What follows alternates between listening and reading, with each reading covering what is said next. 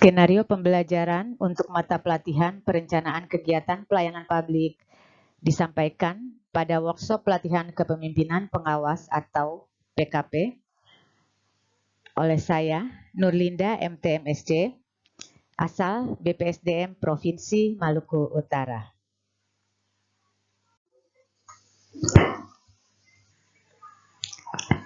Baik, saya kembali melanjutkan presentasi.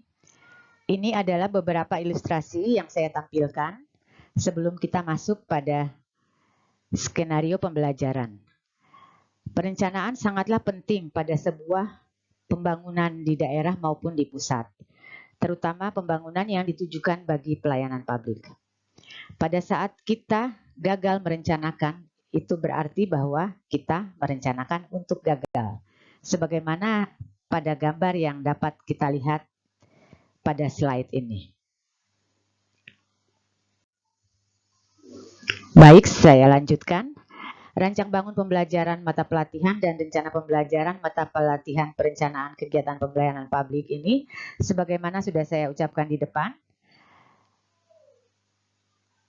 alokasi waktunya adalah 9 JP atau 405 menit. Dengan deskripsi singkat sebagai berikut.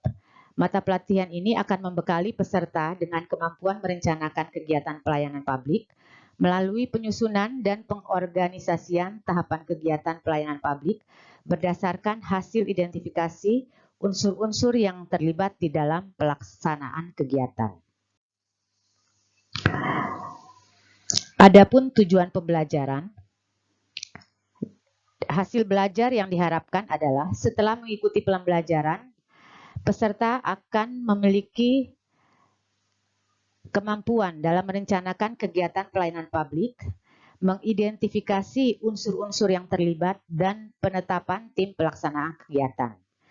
Adapun indikator hasil belajarnya adalah, pertama, peserta akan mampu menjelaskan terkait kegiatan pelayanan publik organisasi. Kemudian, peserta mampu menjelaskan pengelolaan sumber daya dan penyusunan tim pelaksana kegiatan. Ketiga, peserta akan mampu menjelaskan pemetaan, peran, dan strategi komunikasi terhadap stakeholder. Hal ini sangat penting untuk menjamin kesuksesan perencanaan kegiatan pelayanan publik. Selain itu, peserta harus bisa mengidentifikasi faktor penyebab ketidaksesuaian pekerjaan dengan dokumen. Dan yang terakhir adalah peserta mampu menyusun surat keputusan untuk pembentukan sebuah tim kegiatan. Adapun materi pokok pada mata pelatihan ini adalah pertama, kegiatan pelayanan publik organisasi. Kemudian, pengelolaan sumber daya dan penyusunan tim pelaksana.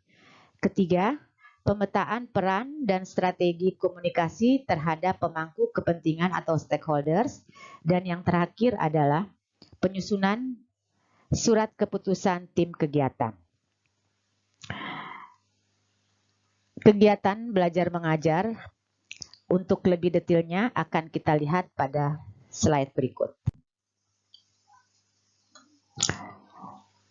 Dengan indikator hasil belajar yang pertama adalah mampu menjelaskan kegiatan pelayanan publik, materi pokok pertama, dengan 3 sub materi pokok.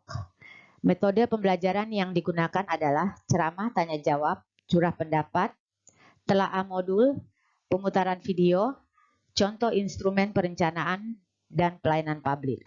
Sedangkan alat bantu ataupun media yang digunakan, laptop, LCD, lembar flip chart, speaker, pointer, spidol, modul, bahan tayang, dan lembar post-it serta beberapa alat bantu lainnya. Adapun bentuk evaluasi yang nanti saya berikan kepada peserta adalah berupa pertanyaan lisan. Ini estimasi waktunya sekitar 2 JP. Kemudian untuk indikator hasil belajar yang kedua, mampu mengidentifikasi serta mengelola sumber daya dalam manajemen pelayanan publik dan menyusun tim pelaksana. Materi pokoknya adalah pengelolaan sumber daya dan penyusunan tim pelaksana dengan 3 submateri pokok. Yang pertama adalah pentingnya pengelolaan sumber daya dalam manajemen pelayanan publik.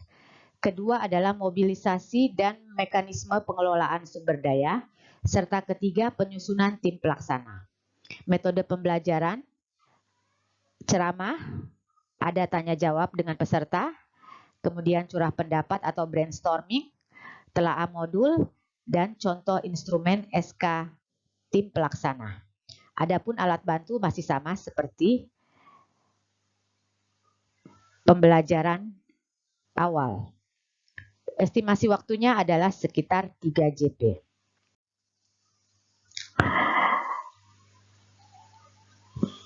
Berikutnya untuk yang ketiga, indikator hasil belajar mampu memetakan, mengidentifikasi peran dan memahami strategi komunikasi terhadap stakeholder. Materi pokok adalah pemetaan peran dan strategi komunikasi terhadap pemangku kepentingan atau stakeholder. Submateri yang akan melekat pada materi pokok ada 3. Pertama, identifikasi dan pemetaan stakeholder. Kemudian analisis peran dan kepentingan stakeholder. Lalu strategi komunikasi terhadap stakeholder. Metode pembelajaran yang digunakan adalah ceramah, tanya jawab, curah pendapat, diskusi kelompok, telaah modul, dan latihan penyusunan peta stakeholder. Alat bantu, laptop, LCD, flip chart, speaker, pointer, spidol, modul, bahan tayang, dan alat tulis lainnya. Bentuk evaluasi adalah mengumpulkan hasil identifikasi, pemetaan, dan analisis stakeholder. Itu adalah RBPMP untuk mata pelatihan perencanaan kegiatan publik. Sedangkan untuk rencana pembelajaran, saya akan men-skip nama pelatihan dan seterusnya karena tidak berbeda dengan RBPMP sebelumnya. Saya akan langsung masuk ke dalam perencanaan atau skenario kegiatannya. Untuk kegiatan belajar mengajar yang beralokasi sekitar 405 menit, maka tahapan kegiatan pertama-tama saya akan menyapa dan memberi salam pembuka kepada peserta di dalam kelas. Kemudian saya akan memperkenalkan diri dan menciptakan suasana kelas yang kondusif sehingga para peserta menjadi bersemangat dan dapat menerima materi dengan baik. Kemudian saya akan menyampaikan tujuan pembelajaran dari materi ini. Adapun peserta akan melakukan menjawab salam, kemudian menyimak apa yang saya bawakan di depan dan merespon serta turut beraktivitas di dalam kelas. Metode untuk pendahuluan atau tahap awal ini adalah ceramah dan tanya jawab. Dengan media, laptop LCD, spidol, pointer, modul, bahan tayang, dan speaker. Alokasi waktu adalah 15 menit. Kemudian, tahap selanjutnya saya akan masuk ke isi materi, yaitu kegiatan pelayanan publik organisasi. Di sini saya akan memaparkan materi tentang kegiatan pelayanan publik organisasi yang merupakan subfungsi pelayanan dalam birokrasi pemerintahan. Peserta akan menyimak bahan tayang. Kemudian setelah saya memaparkan materi, saya akan memutar video pendek tentang pola penyelenggaraan pelayanan publik. Video yang akan saya putarkan yaitu video mal pelayanan publik. Karena mal pelayanan publik ini saya rasa cukup mengakomodir pelayanan publik yang dengan polanya seperti pelayanan terpadu satu pintu maupun pelayanan terpadu satu atap. Peserta akan menyimak tayangan video. Kemudian saya meminta peserta untuk melakukan brainstorming terkait tayangan tersebut. Peserta akan melakukan brainstorming dengan menuliskan pendapat mereka terkait MPP pada post-it dan menempelkan pada flip chart yang tersedia di depan kelas. Kemudian saya akan membentuk kelompok yang terdiri dari 5 orang untuk melakukan telaah modul atau berita terkait pelayanan publik.